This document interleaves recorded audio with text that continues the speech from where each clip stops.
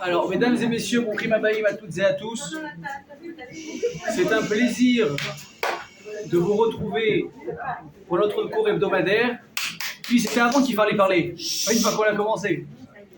Donc voilà, je vous demande comme d'habitude, les gens qui vont arriver en retard, vous les mettez à l'aise, vous les installez, mesdames, maintenant vous avez l'habitude. Messieurs, pareillement. Et si Dieu veut, on ne cessera de remercier Torah Box et Laura Wagner qui sont à l'origine de ce magnifique projet. Au Hachem, je pense que maintenant on peut dire c'est un cours qui s'est bien installé à Natania. Dans la tête de beaucoup de gens, lundi soir, ils savent que le rendez-vous, c'est ici. À quelle adresse? 8 rue Gordon. Quel jour? Le lundi. À quelle heure? À 20h. Vous avez vu maintenant, c'est les horaires. Au Hachem, c'est magnifique. Donc, Boukhim Abaïm, on leur souhaite beaucoup d'aslacha pour ce projet et aussi également à vous tous d'être présents, que ça vous apporte beaucoup de brachot.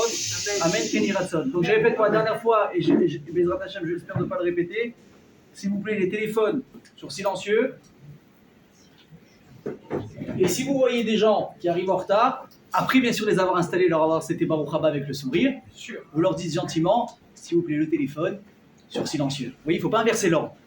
D'abord, vous les installez, vous leur dites Boukhim Abaïm, et après, vous leur dites, évidemment. Peter, je compte sur toi. Le premier qui parle, tu le fais taire. Je compte sur toi. Je sais que tu es capable. Je sais que tu es capable. Il y en a un qui parle, tu lui dis. Victor, avec la bouche, avec les mains. Allez. Alors, mes amis, on m'a demandé en arrivant, ça va être quoi le thème du cours? Vous avez vu dire très souvent, la vérité, j'arrive, mon cours, il est tout frais, il sort comme ça de l'écriture, etc. Même moi, je ne sais pas encore comment je vais appeler le cours parce qu'il y a plusieurs sujets. Vous allez juger à la fin comment est-ce qu'on va l'appeler. Mais en tout cas, évidemment, le thème va tourner, et ce jusqu'à Rosh Hashanah, autour évidemment du mois de Elul, autour de Rosh Hashanah, le Yom Hadin. La préparation, évidemment, on ne va pas faire 4 fois le même cours. À chaque fois, on va essayer d'avoir ça d'un nouvel angle d'attaque et surtout avec des nouveaux messages, même si on les connaît, c'est toujours bien de se rappeler ce qu'on sait déjà. Comme il y a marqué dans le passage, tu vas devoir rapporter à ton cœur ce que tu sais. Pourquoi? Parce qu'il y avait Adata Ayom, tu sauras aujourd'hui et tu ramèneras vers ton cœur. La question elle est, mais si je sais, qu'est-ce que j'ai à réapprendre à nouveau? Réponse, comme il a dit le Rav Ben Chetrit, pour ceux qui étaient présents mardi dernier, le Rav Ben Chetrit a donné évidemment une super conférence, c'est même pas, on n'a pas besoin de préciser, à Natania, auquel j'ai eu l'occasion de croiser beaucoup d'habitués d'ici, on s'est retrouvés là-bas, et c'était très agréable parce que j'ai changé d'angle de vue. J'étais plus en train de donner, j'étais en train d'assister, ça fait beaucoup de bien, au Hachem. Et le Rav Ben Chetrit a l'habitude de dire que ça prend moins de temps d'apprendre quelque chose de nouveau que d'intégrer quelque chose qu'on connaît déjà. Je répète, ça prend moins de temps d'apprendre quelque chose de nouveau que je ne connaissais pas encore hier que de simplement intégrer ce que je sais déjà. L'intégration de ce que j'ai prend beaucoup plus de temps. Pourquoi? Parce que voilà, comment ça fait 2 plus 2? Ça fait 4, c'est très bien. Tu n'as pas de multiplication, en général, c'était pas trop bête, tu as enregistré. Tu apprends du moussard, tu as appris une nouvelle donnée, une nouvelle notion, tu enregistres. Mais maintenant, d'être capable d'intégrer l'idée, de faire un avec cette idée, de savoir l'appliquer, ça, mes amis, il faut se lever tôt. Ouais, c'est si vous voulez. Ok? Donc, Bezrat Hashem, ce soir, on va évidemment parler de ce thème-là. Et je pense, en tout cas, j'espère vraiment pouvoir nous renforcer ensemble. Je vais raconter une petite histoire pour démarrer. Une petite histoire pour démarrer. Un jour, il y a un homme épuisé de sa semaine qui rend du travail. Il est tellement fatigué qu'il commence à voir double. Il est crevé, il a éteint son téléphone, il est nerveux, il n'a pas envie de parler à personne, il a faim. Bon, le type classique, ok? Il arrive chez lui, il est 20h30, il est claqué. Il rentre à pas de loup, sa femme elle n'est pas là, elle dit surtout magnifique, elle a dû sortir, je ne sais pas où elle est. C'est vraiment la soirée qu'il me fallait. Il s'installe comme ça, il s'affale sur le fauteuil, il veut juste vider son esprit, il ferme ses yeux et là d'un coup il entend des pas précipités. Non, il reconnaît les pas de sa femme. Mais ce qui lui fait peur, c'est la tonalité des pas de sa femme. Vous les connaissez, il y a les pas légers et il y a les pas où attention j'arrive. Donc lui, ça n'a pas encore commencé. Il a juste fermé les yeux, il a dit bon, qu'est-ce que j'ai fait? Il lui dit attends, j'ai oublié quelque chose, est-ce que je devais faire des courses? Elle m'a dit d'acheter un truc que j'ai pas acheté. Il est en train de passer dans sa tête toutes les éventualités qui font que ses pas ils sont un peu lourds, tu vois. Il dit non, apparemment, dossier nickel. Et elle vient, elle fait tu vois, t'as pas honte? Il dit j'ai dû louper un truc là. Il dit qu'est-ce qui se passe? Il dit même pas un bouquet de fleurs? Comment tu as oublié notre anniversaire de mariage? Alors là, pour se sortir de là, il faut être très fort. Il faut être très très fort. Alors là, tu lui dis, si tu ne m'aides pas, je suis mort.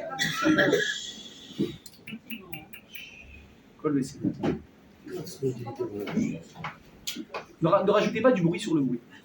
C'est plus important. Donc le type, il lève les yeux au ciel, il dit, Ya Rabbi, si tu ne m'aides pas là, je suis mort. J'ai aucune manière de m'en sortir. Et là, d'un coup, il a une petite étincelle. Il dit, ma chérie, ça va pas. Comme ça, tu me regardes, comme ça, tu penses de moi. J'ai plus oublié notre anniversaire de mariage. Avec un grand M. Il lui dit, alors, il est où le bouquet? Il dit, écoute, chérie, ça fait quelques temps, bon, Hachem, on s'est renforcés, on fait tes chouvas, toi, tu avances dans tes domaines, moi, j'avance dans les miens. Et moi, je t'ai dit qu'à partir de maintenant, l'anniversaire de mariage, je la fais plus à la date normale, mais à la date hébraïque. Je suis désolé, c'est dans 2 semaines, j'ai rien prévu, c'est normal. Mais elle a dit pas mal. Ouais, donc messieurs, je vous ai posé le meilleur filon possible. Merci. Si un jour, moi je ne vous souhaite pas d'oublier, si vous oubliez, c'est grave. Vous n'avez pas oublié. Mais je vous dis quand même, pour ceux qui n'ont peut-être pas l'habitude, d'ailleurs ce soir on va parler de ça, des mois hébraïques et des mois laïques. Je sais que ça va vous déranger ce que je vais dire, parce que même jusqu'à il y a quelques années, moi c'était le 23 mai, le 2 juin, le 14 janvier, voilà, c'était les repères. Mais il faut savoir qu'il n'y a aucune notion, il n'y a aucune raison, il n'y a aucun sens de compter les années en fonction de 2004 et 22 septembre, etc. Pourquoi? On va expliquer, parce que ce sont des mois de Goïm. Rien que les noms, déjà, c'est pas nous. Mars, après, c'est tout ça. Ça veut rien dire. Nous, on fonctionne selon quoi? Selon le calendrier hébraïque. Quelqu'un est né le 2 septembre, c'est très bien. Vous regardez le calendrier, quand est-ce qu'il est? Il est Kaf Bet Elul. Quand est-ce que Bachamem il est en train de faire sa nouvelle année? C'est pas le 2 septembre. C'est pas, on n'est pas en train de fêter maintenant l'année par rapport à l'acrobate. Vraiment, faut pas lui donner ce cabot. On a des mois hébraïques à nous, on a des repères et c'est comme ça qu'il faut faire. On sait que c'est très compliqué, parce qu'il y a les mères et les grands-mères. Ah, depuis qu'ils sont devenus religieux, mes enfants, ils vont tout embrouiller dans ma tête. Avant, je savais que l'anniversaire de celui-là, c'était celui-là, et c'était ta, et c'était le 17, et c'était le 4. Maintenant, il me dit le 22, le Elul, là. Et j'ai mal à la tête. Mais, essayez de faire un petit effort, il n'est jamais trop tard pour bien faire. Alors justement, on va parler de ça ce soir. Nous tous les juifs, Baruch Hashem, on a justement toujours l'occasion dans la vie d'être à cheval un petit peu sur ces deux calendriers. On a le calendrier laïque et le calendrier hébraïque. Alors, calendrier laïque, évidemment, quand on parle de juillet et août, on parle de vacances. Ouais, quand on dit mois d'août, ça y est, je suis fatigué, je vais me détendre, c'est magnifique. Décembre, c'est un peu fin de l'année. Janvier, c'est le repère comme ça. Tiens, un rendez-vous que tu dois fixer à la banque, c'est quand le rendez-vous? 23 mai, je note, tac, tac. Par contre, dès que tu arrives aux fêtes, là, évidemment, tu vas te calquer par rapport au calendrier hébraïque. Attends, c'est quand Elul? Ah, Elul, hop, c'est le début de Slichot. Tishri, c'est les fêtes. Kislev, on sait que c'est Hanouka. Et tu joues comme ça. Alors peut-être quand, par exemple, en France, la rentrée des classes, c'est le 1er septembre, mais ici aussi, c'est dès qu'on commence Elul, hop, tout se reformule, se recalcule de manière différente, et on va un petit peu jouer avec ces deux choses-là.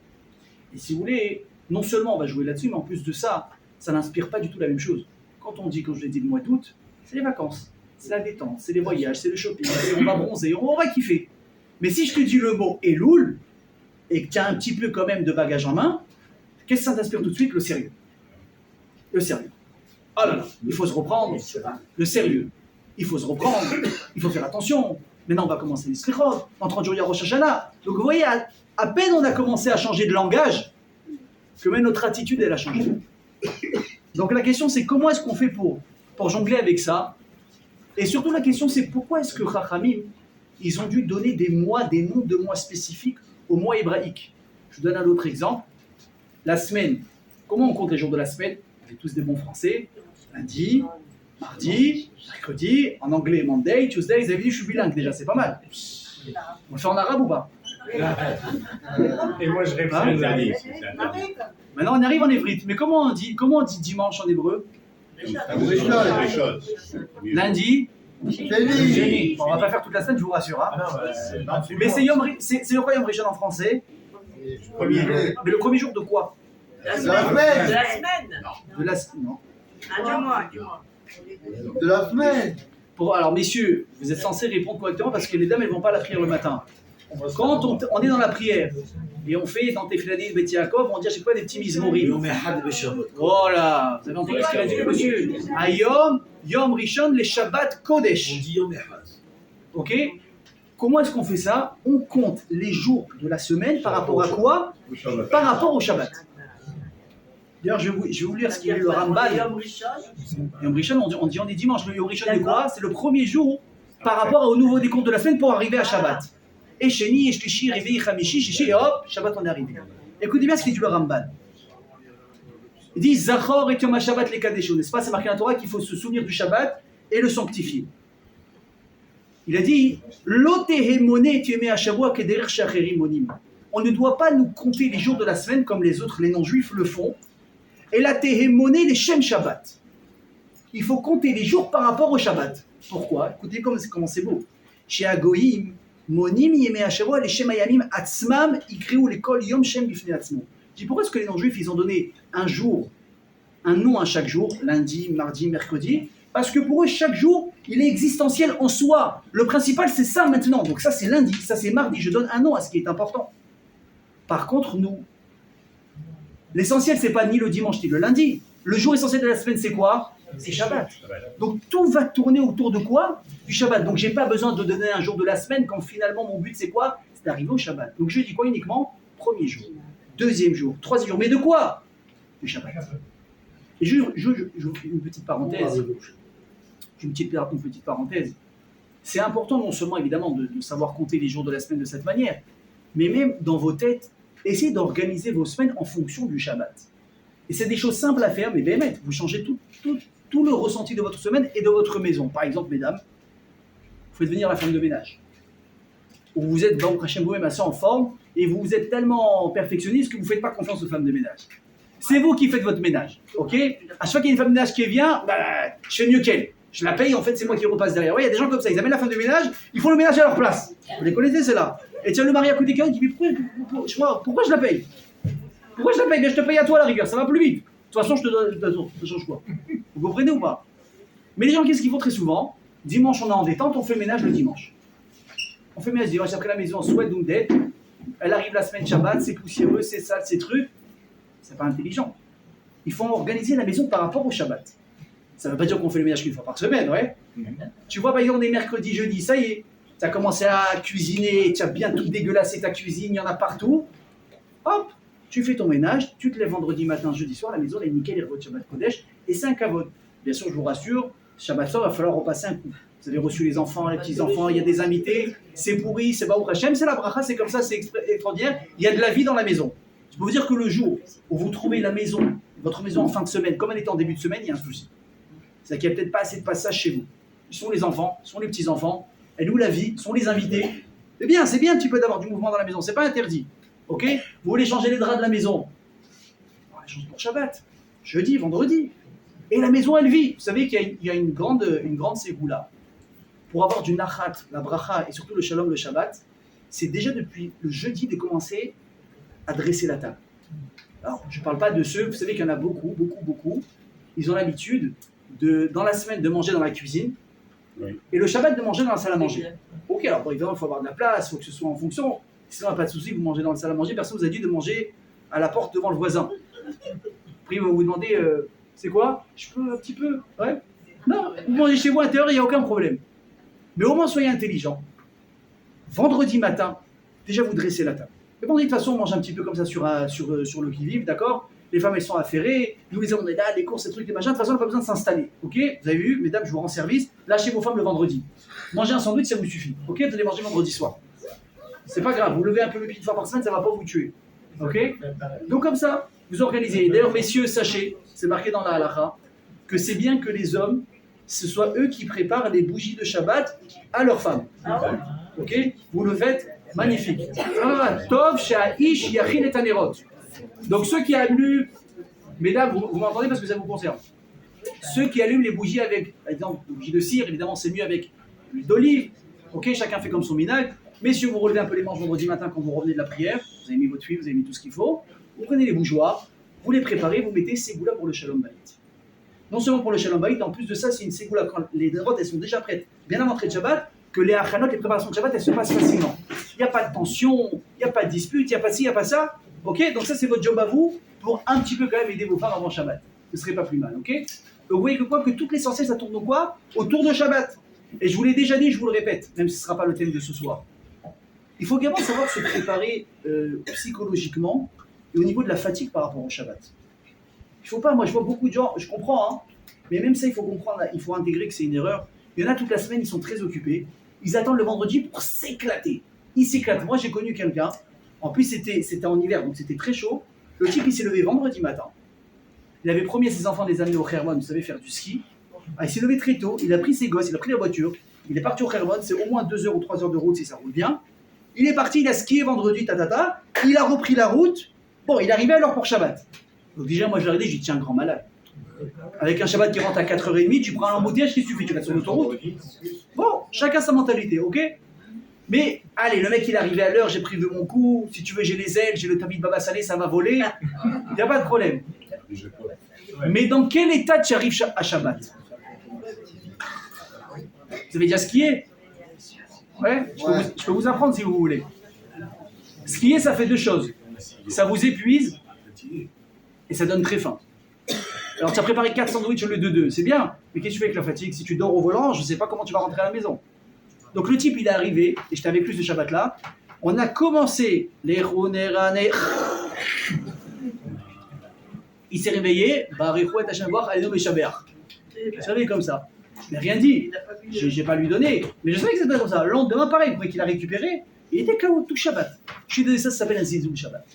Et c'est pareil maintenant en été. Oh, attends, Shabbat il rentre à 18h, 19h. Faites attention parce que l'heure elle commence pour prochaine à reculer très très vite de semaine en semaine. Qu'est-ce qu'ils font les gens? Ils se lèvent tard, ils traînent. Et moi quand je pars de la plage à 15h, je vois les gens arriver en famille à 15h30, 16h. Je me dis, comment il va faire? Il vient d'arriver, il y a Shabbat dans 3 heures. Il va arriver en transpirant, en courant, le stress, les douches. Et même si tu arrives là, encore une fois, tu es KO. Et ça, c'est pas intelligent. Parce que le quart de la semaine, l'essentiel de toute la semaine que tu as passé, c'est pour arriver au vendredi soir et au samedi. Et qu'est-ce que tu fais vendredi soir? Tu fais qui douche, tu manges, tu t'endors sur la table. Tes enfants, ils veulent parler, ils veulent que tu ailles à la table, ils veulent que tu chantes, ils veulent que tu leur poses des questions. Je sais pas les forces, tu es nerveux, je suis fatigué, je suis crevé, comprenez-moi, c'est mon jour de repos, c'est la semaine, d'accord? Tu n'as pas pris 2 heures pour te reposer avant Shabbat. Et pareil, vous, mesdames. Pareil. C'est pas intelligent. Je vous le dis, c'est pas intelligent de préparer tout le Shabbat vendredi. Ça vous fatigue, vous êtes 7 heures debout, vous êtes épuisé, vous êtes stressé, et à juste raison. Mais quel mérite? On te dit une remarque, tac, tu démarres direct. Ou bien juste tu es épuisé, ou bien tu n'as pas les forces, tu n'as pas de patience, les petits-enfants, tu leur cries dessus. Ah, mais c'est ma vie, mes petits-enfants. Mais quand ils rentrent, à chaque fois, ils te regardent, ils font comme ça. Pourquoi?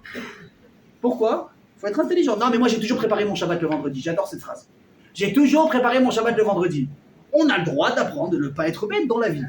On a le droit, c'est pas interdit de changer. C'est même recommandé quand c'est nécessaire. Ok? Parce qu'on répète, l'essentiel c'est le Shabbat. Si vous gâchez le Shabbat, je suis désolé, vous avez gâché la semaine. Ok? On continue. On revient maintenant aux mois. On a dit que les mois c'est quoi? Quelqu'un connaît un petit peu les noms des mois en français, n'est-ce pas? Janvier, février, etc. Ça je suis sûr que tout le monde connaît. Est-ce que vous les connaissez en hébreu? Non. Bon, je vais interroger les dames. Le premier mois de l'année, c'est quoi? Non, c'est pas le premier mois de l'année. Nissan, très bien. Ensuite, Iyar. Ensuite, Sivan. Bon, ça va un petit peu. Et le mois actuel, comment il s'appelle? Elul. Ok, très bien. Donc on a l'impression que quoi? Que ce sont des mois hébraïques, n'est-ce pas? Voilà, on parle de trucs. Mais alors, je vais vous étonner un petit peu. Vous ouvrez la Torah, c'est marqué ni Elul, ni Sivan, ni Nissan, ou Elo. Qu'est-ce que c'est marqué? Achodesh hazeh lachem, Rosh Chodashim Rishon hu lachem. Premier mois, deuxième mois, troisième mois, premier mois et deuxième mois de quoi? Par rapport à? Non, par rapport à la sortie d'Égypte. Par rapport à la sortie d'Égypte. Nissan, c'est le premier mois de l'année par rapport à la sortie d'Égypte. Tu vois, ça vous met en effervescence, c'est extraordinaire. Deuxième mois, troisième mois, etc., et on avance comme ça. Donc, ça sort d'où Elul? Ça sort d'où Tishri? C'est dans tous les calendriers. Même les rabbinim disent, voilà, dans notre café Elul, 25 Elul, il y aura tel et tel événement. Hanouka, c'est quoi? Café qui se lève, 25 qui se lève, etc. Le jeûne ensuite qui suit, c'est quand? C'est le 10 Tevet. Magnifique. Mais je vous apprends un scoop. Ces noms aussi, à l'origine, ce sont des noms goy. Ces noms, les noms qu'on a dans le calendrier hébraïque, Elul, Tishri, Cheshvan, Kislev, etc., ce ne sont pas à l'origine du tout des noms juifs. Ce sont des noms de calendrier goy. Quelle est l'origine de ce nom de calendrier? Ça vient de Babel. Ça vient de Babylone. Ça n'a pas du tout existé en Eretz Israël. C'est arrivé quand? Écoutez bien, c'est arrivé quand? Quand les bénis Israël, ils ont subi, quand on a suivi la première destruction du temple, donc le premier temple. On a été exilés en Babylonie, ok? À Babel. Là-bas, on a entendu à Babel des mois qui s'appelaient Tammuz, des mois qui s'appelaient Elul, des mois qui s'appelaient Tishri, et on est revenu avec de Babel et on les a adoptés. D'ailleurs, si vous remarquez un petit peu les Nevi'im et les Ketuvim, vous verrez que dans les livres, jusqu'à la destruction du temple, il n'y a pas de nom comme ça qui figure. On voit que les bénis Israël reviennent en Eretz Israël, d'un coup on voit Elul, Tishri, Cheshvan, Kislev, c'est incroyable. Ouais, je comprends pas. Tu me dis non, juillet, août, parce que ça fait référence au César romain, qui s'appelait Iulius, l'autre qui s'appelait Augustus, quelque chose comme ça. Donc on a mis des noms par rapport à eux, tu dis, bah, faut pas exagérer, ça tu les laisses à Rome, nous on a notre calendrier. Mais toi, qu'est-ce que tu fais? Tu vas en Babylone et tu me ramènes des noms de là-bas. Alors quoi, ça sonne mieux? Ok, viens, prends juillet, je sais pas, viens, on fait un truc plus, si tu veux, plus classe. Mais elle est où l'intérêt? Surtout qu'écoutez bien ce que je vous dis. Vous savez ce que ça veut dire Tammuz? Le mois de Tammuz qu'on a passé. Tammuz, c'était le nom d'une Avodazara qu'il y avait à Babel. C'est pour ça qu'il n'est pas bien. Ah, évidemment, donc ouais, les dames elles demandent, attends, c'est grave. T'imagines, on est en train quelque part ici, presque de donner du kavod à ces références-là. C'est grave, c'est très très grave. Comme j'ai dit tout à l'heure, Iuli, Auguste c'était Augustus, le fils du général romain qui lui s'appelait Julius, c'est un truc comme ça, j'ai oublié exactement comment ça s'appelle. Comment? Julius. Voilà, Julius. Oui, et donc ça qu'on a appelé juillet. Et on a dit non, faut pas prendre ça parce que ça fait référence au bruit. Mais nous, qu'est-ce qu'on fait?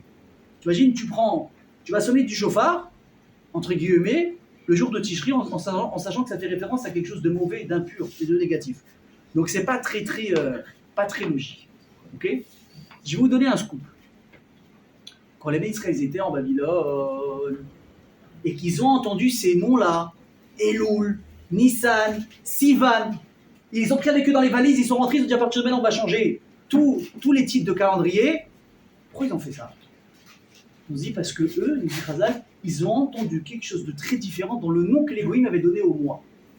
Ils se sont dit mais au contraire, ces noms-là, ils pensent en tout cas qu'ils ont choisi par eux-mêmes, c'est le meilleur nom qui peut correspondre au mois dans lequel on est dans le calendrier hébraïque. Comment ça se fait? Il a dit, je vais vous donner un exemple.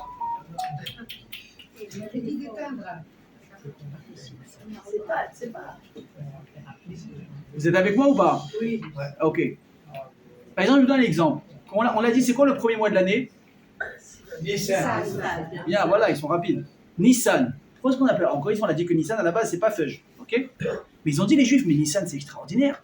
Parce que quand tu dis Nissan, c'est quoi la racine du mot? C'est Nes. C'est miracle. Et carrément, tu as quoi? Noun, Yud, Samer, Noun, tu as carrément deux Noun. C'est vraiment le mois des miracles. Je dis, mais c'est magnifique. Quand est-ce que les Juifs ils sont sortis d'Égypte? Pendant Nissan. Mais vous imaginez ce que c'était la sortie d'Égypte? C'était peut-être le plus grand miracle de l'histoire. Vous le savez, je vais rien vous apprendre, peut-être juste le rappeler un petit peu. Où pendant 210 ans d'esclavage, pas un esclave a réussi de s'enfuir d'Égypte. Pas un.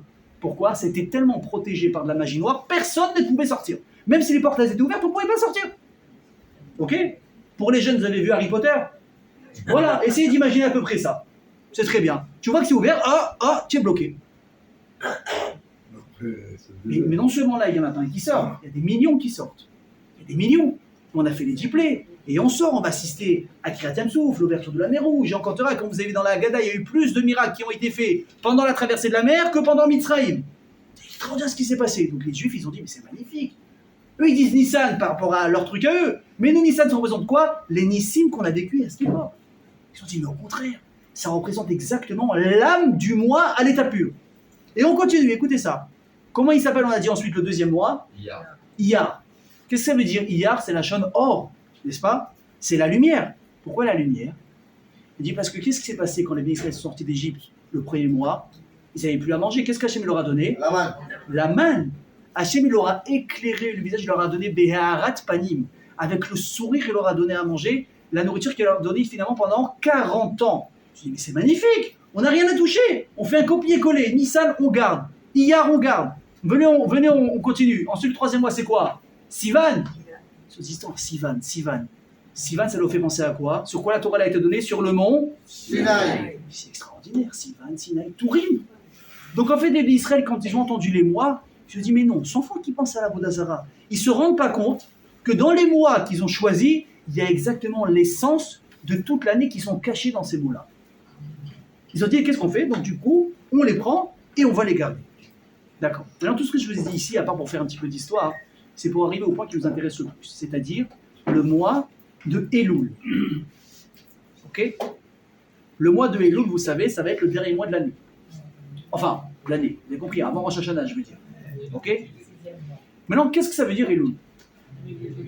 Alors, la semaine dernière, on en a parlé, vous le connaissez tous, Ani les Dodi Vedodili, moi je suis pour mon chéri, ma chérie est pour moi. Ok, je vais vous apprendre des nouveaux rimazim, des nouveaux sous-entendus.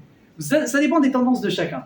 Donc prenez les bons Sfaradim qu'on est, je pense, en grande majorité ici, et même les Ashkazim, bah, on va, hein, parce que il n'y a pas de problème. Vous prenez les Sfaradim, vous savez, eux, qu'est-ce qu'ils disent? Quand ils voient Elul, ils disent Razal en rigolant, ils disent ça, oh il va voir, il lit. Malheur, entre guillemets, malheur à moi. Pourquoi malheur à moi? C'est parce que c'est fait pendant 40 jours, je dors plus. C'est terminé. Les Slichot, elles commencent. Depuis après Rosh Chodesh, le Shiloh jusqu'à Yom Kippour, on a 40 jours, je dors plus. Maman, ça y est, tu oublies la grasse mat, tu oublies le réveil à 7h30, tu as perdu 1 heure de sommeil, tu dois te lever avant. En plus, limite, si tu es un peu mchen parce que tu dors pas, il te faut 2 cafés avant, donc il faut que tu calcules encore avant. Le type, il dort plus. Après, tu as ceux qui vont dire, les Breslev, c'est comment ils vont appeler ce mois-là? Et l'autre dit, tu sais quoi les racheter votes? C'est Ani les Ouman, Veishti les Chamoti. Moi, je vais à Ouman et ma femme, elle va chez sa mère. Extraordinaire. Va chez ma mère. Et oui, c'est dans la rue, j'étais dans la rue cette semaine à Natania. J'ai entendu les gens parler. Alors, ça y est, tu as pris les billets. Et c'est ça. Moi, j'ai eu l'occasion, pour Rachel, d'aller 3 ans d'affilée à Ouman. C'est une expérience extraordinaire.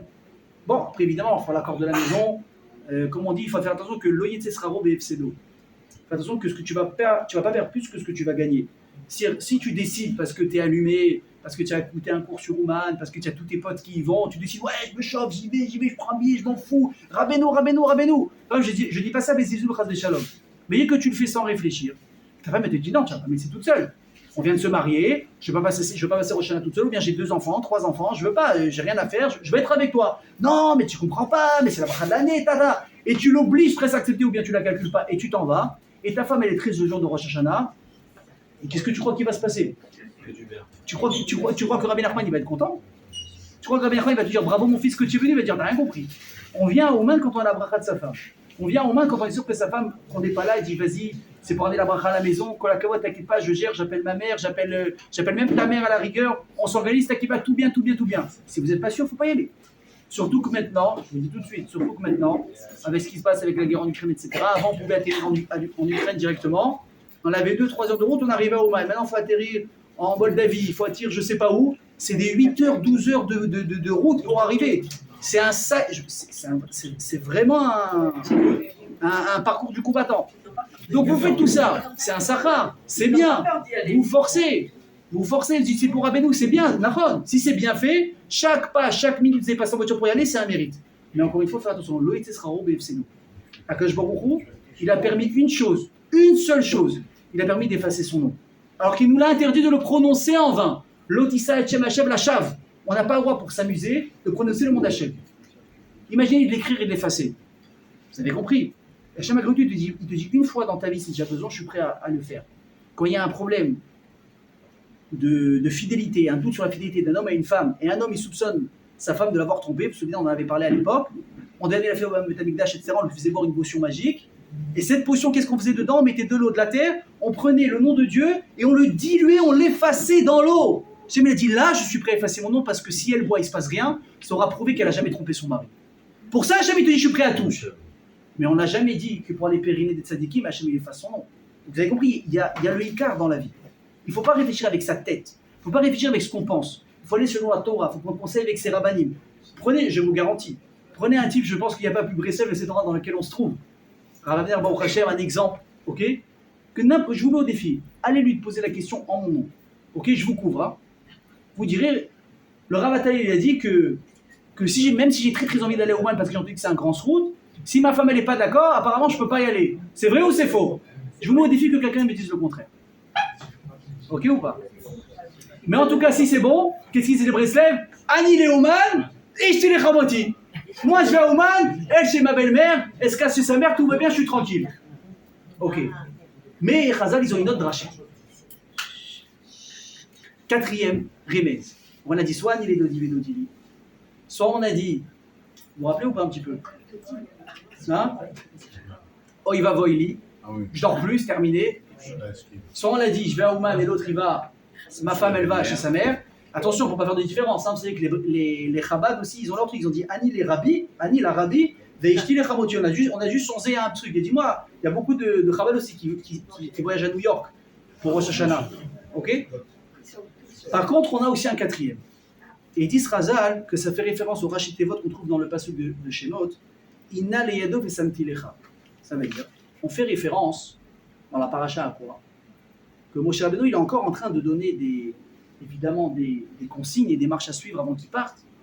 Et il avait donné l'ordre, ici au nom d'Hachem, de construire des Haré Miklat. C'est quoi Haré Miklat? Des villes de refuge. Il y avait marqué Samtilecha Makom Asher Yanus Shama. Là-bas tu iras t'enfuir. Alors on rappelle le contexte, c'est quoi? On parle de quelqu'un, sans faire exprès évidemment, qui a tué une autre personne. Donc, si tu regardes la loi non juive, la loi laïque, bon, comment on appelle ça déjà? Meurtre sans préméditation, par erreur, je ne sais pas bien comment ça s'appelle. Surtout si c'est par erreur, ils ne vont pas être très durs, d'accord? Peut-être de 6 mois à 3 ans d'emprisonnement, peut-être très bon intérêt général. Il dit, bon, après tout, il n'a pas fait exprès. La Torah est un peu plus dure là-dessus. La Torah va dire, sache mon ami, que même si tu n'as pas fait exprès, tu as quand même pris la vie d'un juif. C'est grave ce qui s'est passé. Et donc, qu'est-ce qu'on fait? Il dit, regarde, c'est simple. Si tu restes chez toi, la famille de la victime a le droit de se venger et de te tuer. C'est ce qu'on appelle un Goël Adam, le vengeur de sang. Par contre, si tu veux t'en sortir, il y a une solution.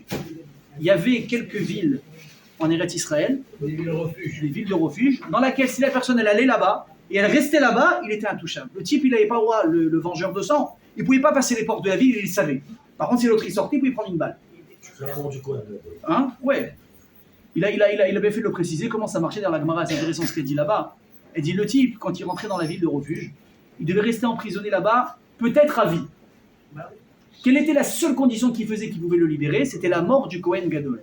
Si le Kohen Gadol y mourait, à ce moment-là, tout le monde était pardonné et lui, il pouvait sortir. Donc, qu'est-ce qu'elle faisait? Écoutez bien ce qu'elle dit la Gemara. Le Kohen Gadol, c'est un grand rabbin, c'est ce que tu veux, mais comme tout le monde, il a un père et une mère. Il a une famille. La mère, elle savait très bien que si lui, il meurt, tout le monde sort. Donc, qu'est-ce qu'ils font les gens là-bas? Ils prient pour que qui meure? Mon fils. Le Kohen Gadol, qu'est-ce qu'elle faisait? La bonne marocaine. Elle préparait les galettes, les gâteaux, les croquants, ce que vous voulez, les daffinas, elle allait arriver les sacs pleins, elle rentrait dans la ville, elle distribuait à tout le monde. Dit voilà, je suis la mère du Kohen Gadol, la brioute, bracha, Shabbat Shalom, une bonne santé. Et eux, comme ça, ils étaient amadoués, ils disaient, elle est gentille la mère du Kohen Gadol. Ah, une mère comme ça doit un fils gentil. Ah, la pauvre, on va lui faire la peine que de prier que son fils y meure. Il se kenna, ça se fait pas. Et comme ça, elle arrivait, Amadou, il dit voilà, juste ouvrez-nous de brachot et surtout ne priez pas pour que mon fils meure, même si, entre guillemets, votre liberté en dépend. Donc, il pouvait rester là-bas. Maintenant, évidemment qu'il faut préciser qu'on ne parle pas de n'importe quel meurtre. Évidemment que quand je dis sans faire attention, on ne parle pas d'une mort accidentelle à 100%. Je donne un exemple. Vous êtes en train de rouler, il y a un type qui est complètement barge, il se jette sous les roues de votre voiture. Ah! Chas v'shalom, tu l'as tué sur le coup. Ça, c'est pas Véchogay, ça c'est honnête. Ça c'est complètement quoi? C'est un cas de force majeure, je pouvais rien faire, je l'ai même pas vu venir, le mec il est sorti de nulle part, il s'est jeté sous ma voiture. Ça, la Gemara dit, je te rassure, tu n'es pas tout complètement. Tu rentres chez toi, ça te fait de la peine, mais tu n'as rien à te reprocher. Le mec il s'est jeté. Par contre, de quel cas nous on parle? On parle d'un cas où si tu avais fait un tout petit peu plus attention, tu aurais évité le drame. Par exemple, le cas classique de la Gemara, c'est quoi? Le type il est en train de couper du bois, et sa hache, elle n'est pas bien fixée. Et le type, il sait que sa hache n'est pas bien fixée. Il voit quand il tape, ça bouge. Et là, à force de taper, tac! Le bâton, il est parti, mais la lame est partie de l'autre côté, elle a tué quelqu'un. Dis-moi, idiot, tu sais pas que tout le monde vient couper du bois? Tu t'es cru où? Il y a été entouré que de grizzlies. Comme toi, tu coupes du bois, il y a des gens qui veulent couper du bois, eux aussi. Et tu as tué quelqu'un. Un exemple, il s'est arrivé à un cas en Israël, c'est grave. Un jour, il y a un type qui a demandé à son ami de l'aider à faire un déménagement. Un déménagement, il y a des trucs légers, des trucs très lourds. Vous prenez un frigidaire, c'est très lourd. fait attention, on prend des précautions, on l'attache, on fait en sorte que, quand Freddy, on prend des précautions que ça se passe pas mal. Le propriétaire et son ami étaient en train de descendre le frigidaire. Le type, le frigidaire, il va échapper des mains. L'autre, il a pris, il est mort sur le coup. C'est grave. Ça, on appelle ça quoi? En hébreu, de la rachlanout. La négligence. Qu'est-ce que tu fais? Tu joues avec ta vie, tu joues avec la vie de quelqu'un. Donc, qu'est-ce qu'on dit à cet homme-là? On dit, toi maintenant, même si tu n'as pas fait exprès, tu es quand même un peu responsable. Évidemment, tu n'as pas pensé à le tuer. Évidemment, tu pensais que tout allait bien se passer. Tu n'as rien contre lui. Mais d'ailleurs, la Torah, elle dit, il faut vérifier que le type, il n'avait rien contre lui. Parce que même s'il peut dire, oh là là, c'est terrible, la hache, elle s'est détachée, il est mort sur le coup. Mais on sait que ça fait 10 ans que tu le hais. Soit que tu le vas, tu le craches dessus, tu pries pour qu'il meure. Et là, la hache, elle est partie. Mais il y avait une vraie enquête qui était ouverte. C'est une vraie enquête criminelle. On se renseigne à savoir, est-ce qu'ils avaient des antécédents? Est-ce qu'il y avait des problèmes? Mais pas du tout, ils s'adoraient, ils s'aimaient, etc. Le type est en train de pleurer toutes les larmes de son corps. Il ne pourra jamais se pardonner ce qui s'est passé. La Torah lui dit, il y a une solution. Tu t'enfuis. Et tu restes dans cette ville de refuge. Chazal, ils veulent dire ici que cette paracha de Shoftim dans laquelle on parle, donc des Harim Miklat, elle est étroitement liée avec Elul. Pourquoi? De la même manière qu'un juif, quand il y a une menace qui lui pèse dessus, parce que comment elle dit, le vengeur de sang, il peut porter atteinte à sa vie et le tuer, et il a le droit. C'est pas le sujet maintenant, le pourquoi du comment. Je prends juste cette notion pour vous la donner. Je dis, Elul, c'est exactement la même chose. Pèse sur toi maintenant, peut-être des accusations graves le jour de Yom Hadin. L'année, elle s'est passée, depuis Rosh Hashanah jusqu'à Rosh Hashanah. Tu t'es un peu oublié, tu as dérapé plusieurs fois. Maintenant, il faut rendre des comptes. Mais qui dit rendre des comptes? Il va repasser à la caisse. Les choses qu'il va falloir prendre des claques, il va prendre des redressements. Ça fait pas plaisir que je me tout ce qui s'est passé, même s'il t'a laissé faire. Si bon, le type, il va se reprendre, elle va se réveiller, elle va comprendre comment il faut s'habiller, il va comprendre qu'il ne faut pas regarder n'importe quoi sur son téléphone, il va comprendre comment mettre les TF, etc., etc., etc. Donc il dit Raza, il dit, tu sais, tu as 30 jours, montre en main, pour t'enfuir quelque part, pour éviter la menace qui pèse sur toi. Comment on appelle cet endroit-là? Une ville de refuge. Mais mes amis, la ville de refuge aujourd'hui, cherchez-les, elles n'existent plus. Alors qu'est-ce qu'il veut le Khazal? Il me dit, tu vas, mais tu vas où? Mais surtout parce que j'essaie de comprendre. C'est si le type, il est coupable, alors tu le mets à mort. S'il n'est pas coupable, pourquoi tu veux l'exiler? À quoi ça sert? Il y a un élément de réponse qui est donné qui est intéressant, et qui dit la chose suivante. Il dit quelque part, l'exil, ça ressemble, évidemment, on ne pourra jamais comparer ça à 100%, mais ça se reproche pas mal de la mort. Pourquoi? Parce qu'une personne qui meurt, qu'est-ce qui se passe? Lui, évidemment, il n'est plus en contact avec personne, on l'a privé de sa vie, de ses enfants, de sa femme, de jouir de sa vie. Et surtout, on a privé quoi? Sa famille de vivre avec lui.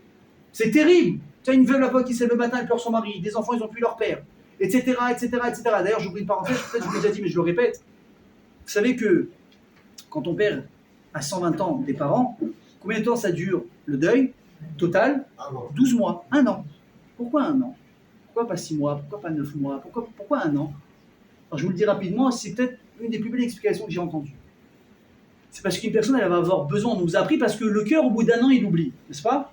Mais pourquoi le cœur, il oublie au bout d'1 an? T'as qu'à le régler sur 9 mois, c'est l'histoire, elle est réglée, on sort du deuil, c'est terminé. Réponse, non. Parce qu'une personne, pour intégrer une nouvelle idée, il lui faut 1 an. Pourquoi? Parce qu'il va falloir qu'il repasse chaque moment qu'il a pu passer avec la personne et se rend compte qu'il n'est plus là. Il n'y a que comme ça, à chaque fois qu'il va capter. Exemple, arrive Hanouka. Ouais, le type a des noms, il est Niftar Rosh Chodesh qui se lève. On arrive Hanouka. Et d'un coup, on arrive, la maman, elle a dit, attends, qu'est-ce que je dois faire avec les bougies? Comment on fait, comment on allume? Ah, quand papa, il était là, c'est lui, il savait, la prière, le truc, machin, maintenant, il n'est plus là, et on pleure et on a mal. On avance. On arrive ensuite dans quoi? Dans tout Bijmat. On arrive, on se met à table, les enfants, comment on fait? C'est quoi le seder? Attends, les fruits, chez Rianou, c'est quoi? Ah, papa, il savait, papa, il n'est plus là. Et tu passes comme ça, on arrive à Pourri, on arrive à Pessah. Pessah, je pensais peut-être le pire, peut-être Pessah. La Khasra, quand il était là, papa, quand elle était là, maman, il prend le plateau, les expressions en arabe, et comme ça, et comme ça. Et tu prends à chaque fois des claques, et tu pleures, et tu pleures, et tu pleures, jusqu'à où tu as passé toute l'année.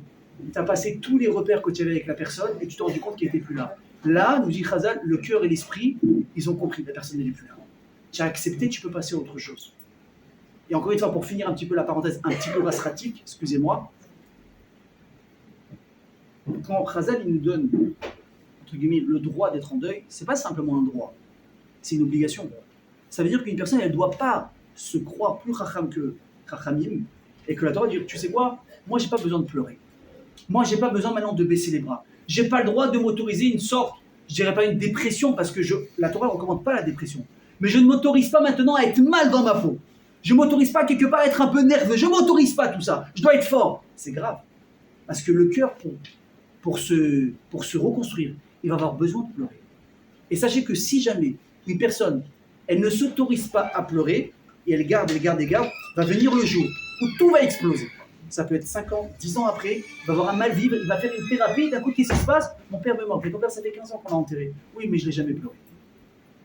Encore une fois, quand je dis pleurer, je ne sais pas forcément des larmes. Il y a des gens qui pleurent extérieurement, des gens qui pleurent aussi intérieurement.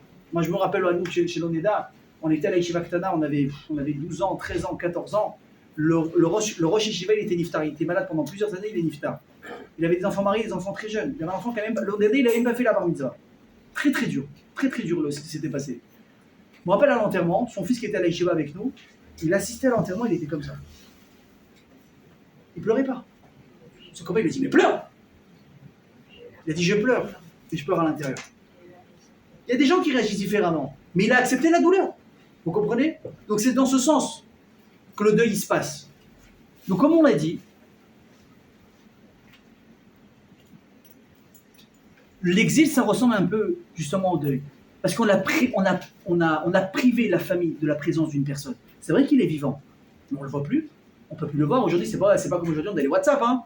Tu vas parler avec la personne, tu rends rendez-vous en prison, tu envoies des WhatsApp, tu envoies des vidéos, tu vois les enfants grandir. Non. Il n'y avait pas de contact, il n'y avait rien. Tu es là-bas, tu es en refuge, tu vis là-bas. Si le Kohen Gadol il vit plus longtemps que toi, tu mourras là-bas. Donc les gens, ils savaient qu'il rentre, on ne sait pas quand est-ce qu'il va sortir. On n'a plus de nouvelles, on est privé de lui. Et chaque année comme ça, une fois, nous on a dit, chaque année. Hanouka, Pessah, Rosh Hashanah, la pomme trempée dans le miel, il n'y a personne. Papa, il n'est pas là, papa, il n'est pas là, papa, il n'est pas là. Ça ressemble quelque part un peu à la mort d'une personne, un tout petit peu. Donc si on veut, c'est la punition qui peut correspondre à une personne qui n'a pas fait exprès de tuer. Mais la chassidoute, ça dérange un petit peu cette réponse. Elle dit parce que ça, en fait, ça voudrait dire que quoi? Même si quelque part c'est mérité, mais qu'on cherche la punition, le mauvais côté du symbole de la Torah pour éduquer quelqu'un. Il a tué, il n'a pas fait exprès. Pourquoi tu vas lui rentrer, entre guillemets, de la colère, de la haine dans son cœur, alors que vraiment il n'a pas fait exprès? D'ailleurs, sachez une chose, hein, c'est très important de le savoir. La Gemara dans ma Sechet Makot, elle parle de ça. Parce que tout ce qui sort de la Torah, du Chumash, les Chachamim, ils ont démonté pasouk par pasouk, lettre par lettre, on a écrit des Mishnot et des Gemarot qui font des pages et des pages. Ma Sechet Makot, elle dit la chose suivante. Elle dit qu'une personne, elle ne pourra jamais s'échapper de la justice d'Hachem. Et elle donne un exemple. Elle dit, tu sais, un jour, tu arrives. Tu vois que il y a un type qui tue quelqu'un sans faire exprès. Oh, c'est un drame. Comment c'est arrivé? Et tu sais que des fois, écoute bien ce que dit la Gemara. Des fois, on est dans un endroit, dans une forêt déserte. Et un type, il était en train de chasser. Ok? Il est en train de chasser, moi, je sais pas moi, bon, évidemment, nous, c'est proscrit. Vous avez compris. Le mec, il fait de la chasse, ok? Vous savez quoi? On va être soft. Le mec, il fait de la canne à pêche. Il est en train de pêcher. Il cherche des thons, des saumons, des gros trucs. Et par inadvertance, il a jeté un petit peu trop loin son truc, il a chopé la bouche d'un pêcheur, il a mis au fond, le gars il s'est noyé, il est mort.